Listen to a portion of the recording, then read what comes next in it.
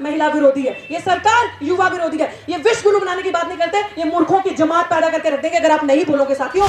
और मुझे भूख है अगर 3 रोटी की तो मैं 2 से गुजारा करूंगी, 1 से गुजारा करूंगी। मान सम्मान के साथ, स्वाभिमान के साथ कभी समझौता नहीं किया जाएगा, क्योंकि हम लोगों को इस विश्वविद्यालय में या कहीं पे भी किसी भी जगह में कभी भी मान सम्मान नहीं मिला। हमारी डिग्निटी की लड़ाई, हमारे अस्तित्व की लड़ाई है। जो आपको आउट ऑफ द बॉक्स सोचना सिखाते हो, जो आपको सही और गलत में फर्क बताते हो, जो आपको अंबेडकर की विचारधारा पे चलना सिखाते हो, उनको चुन चुन के निकाला गया। और गद्दारों को, दलालों को, जो आपको कभी कोई आइडियाज नहीं दे सकते, आपको कभी आउट ऑफ द बॉक्स सोचना सिखा नहीं सकते, उन मूर्खों की भर्ती करके रख दी। यहाँ पे क्या चल रहा है? पैसा चल रहा है और दलालों की फौज भर्ती की जा रही है। कि समाज एक है, लीडर्स एक नहीं है। हमारे लीडर्स को एक होना पड़ेगा अगर हमारे लिए कुछ करना है, वरना 2024 में मानिए आपके लिए कुछ नहीं बचेगा। आपके बच्चों का सब कुछ खत्म हो चुका है। एनईपी जैसी पॉलिसी लाकर आपके बच्चों का भविष्य खत्म कर दिया। कफन बांध के आए हो, पीछे का रास्ता नहीं देखा, और मौत से हम नहीं डरते। हम लोग बाबा साहेब अम्बेडकर को मानने वाले, भगत सिंह को मानने वाले, पेरियार, फूले चाऊ को मानने वाले, हमने पीछे का रास्ता नहीं देखा। ठीक है, बहुत बहुत शुक्रिया साथी आशुतोष का। जय भीम, जय भारत, जय संविधान। मैं ज़्यादा वक्त नहीं लूँगी क्योंकि हमारे बीच में जो सांसद साहब मनोज झा जी आए हैं, वो सर सांसद तो आप हैं राज्यसभा के, लेकिन सबसे पहले आप हमारे लिए एक वो ईमानदार प्रोफेसर हैं जिन्होंने वो मिसाल कायम करी, जो जब सड़कों पे थे, जब एज ए टीचर थे, तब भी आवाज़ उठाते थे, तब भी दलित, आदिवासी, वंचितों की, पिछड़ों की को साथ लेके चलते थे, उनकी आवाज़ उठाते थे। जब आप संसद में पहुंचे तो आप अपना कर्तव्य नहीं भूले। सर बहुत बहुत शुक्रिया, सड़क से हमारी लड़ाई संसद तक लेके जाने के लिए बहुत बहुत शुक्रिया, जोरदार तालियां। मैं अपनी बात पे पहले ये कहूंगी कि बड़ी खूबसूरत पंक्तियां हैं, जहां पक्षपात के फैले जाल होते हैं, वो वहां हुनरमंदों के सपने बेहाल होते हैं। वो मुल्क कभी तरक्की नहीं कर सकता जहां के महाविद्यालयों के वजीर ही दलाल होते हैं।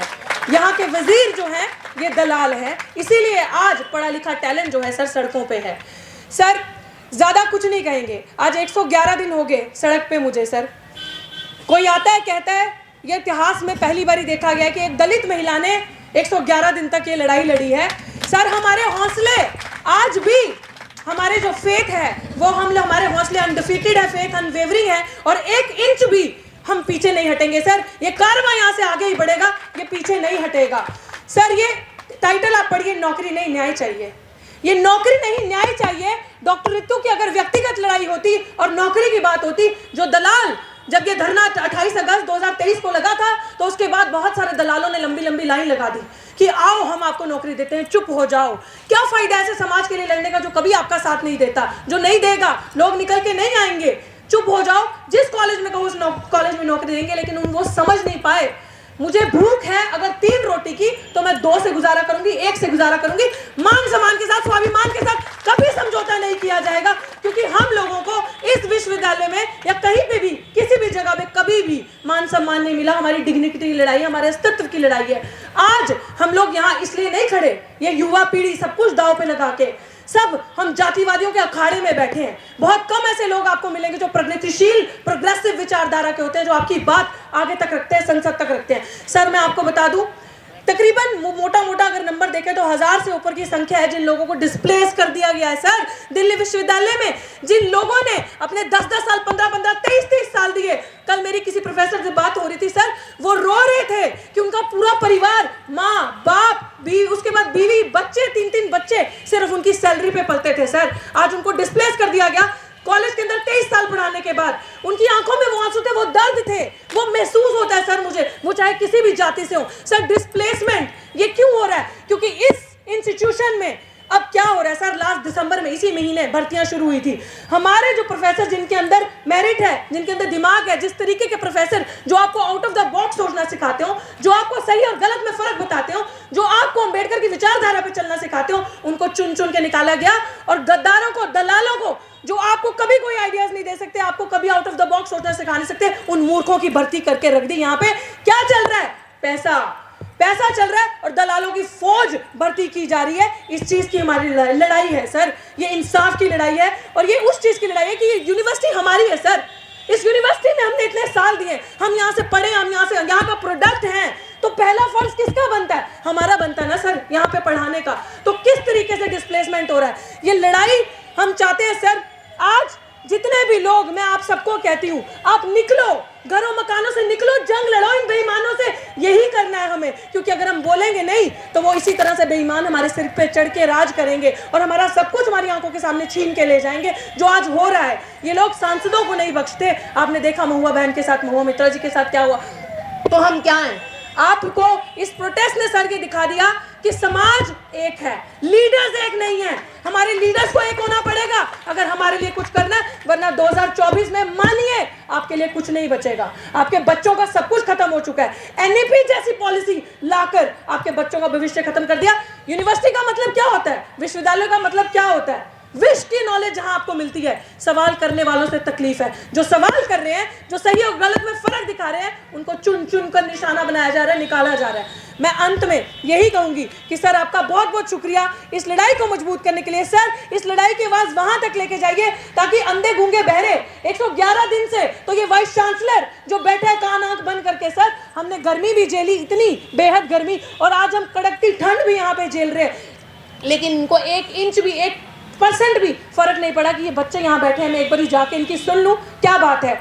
सर सिर्फ ये आवाज़ आप पहुँचाइए कि डिस्प्लेसमेंट तो हो रहा है 100%। ये देखिए सर, ये क्रिमिनल, ऐसी महिलाओं के लिए सर 33% बिल आरक्षण पास होता है ऐसी महिलाओं के लिए। और वो महिला, हमारे सांसद साहब ने शायद सवाल उठाया था कि मेंस्ट्रुअल लीव पे कुछ कहेंगे, और वो महिला, शर्म आती है ऐसी महिला को महिला कहने पे ही। I strongly condemn her statement. Madam Smriti Irani, आपके पास तो सब कुछ है, आप तो खाती पीती हैं, रिष्ट पुष्ट खानदान से लगती हैं, आप उनके लिए सोचिए जिनको आप कहती हैं मेंस्ट्रुअल लीव उनके लिए नहीं है, ये कोई हैंडीकैप नहीं है। आपको शर्म आनी चाहिए ये स्टेटमेंट देते समय। वो लोगों के लिए कितनी जरूरी ये चीज होगी जिनके घर पे खाना नहीं है, जो कुपोषण का शिकार है महिलाएं, जिनके शरीर में हड्डियां खुरती हैं, उनके बारे में सोचिए। बट ये सरकार महिला विरोधी है, ये सरकार युवा विरोधी है, ये विश्व गुरु बनाने की बात नहीं करते, ये मूर्खों की जमात पैदा करके रख देंगे अगर आप नहीं बोलोगे साथियों।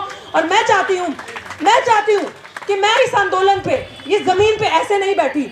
मैं तब बैठी क्योंकि मेरा समाज ही मुझसे सवाल कर रहा था, अरे क्या लड़ाई है, पक्का गलती इस लड़की की भी होगी। सर इस औरत पे ना कि सिर्फ SC/ST एक्ट के अंदर चार्जशीट है, FIR है, she has also been chargesheeted under so and so sections, जिसमें किसी सेक्शन में 7 साल की सजा, किसी में 2 साल की सजा, बट इंक्लूडिंग पुलिस प्रशासन एंड DU प्रशासन, चोर मुसेरे भाई, everyone is trying to protect this criminal. क्योंकि अगर ये क्रिमिनल जेल में जाएगी तो रजिस्ट्रार साहब जाएंगे, वाइस चांसलर साहब जाएंगे, क्योंकि दोनों पे FIR है, रजिस्ट्रार साहब पे भी सेम FIR है।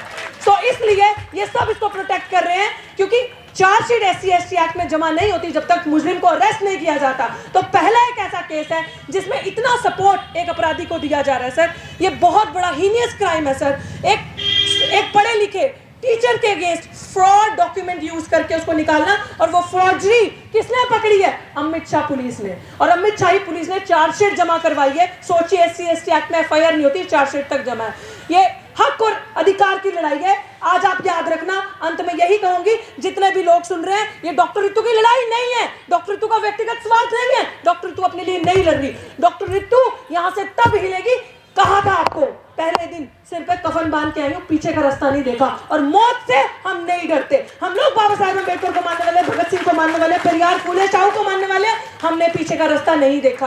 और मैं यही कहूंगी कि बस हमारा साथ दो, इस सड़क पे आओ, हम आपके लिए अपनी छाती पे जो भी खाना होगा खाएंगे, लेकिन आपको कभी हारने नहीं देंगे। जितने भी लोग सुन रहे हैं, ये लड़ाई आगे बढ़ेगी, पीछे नहीं जाएगी। जय भीम, जय भारत, जय संविधान। बहुत बहुत शुक्रिया।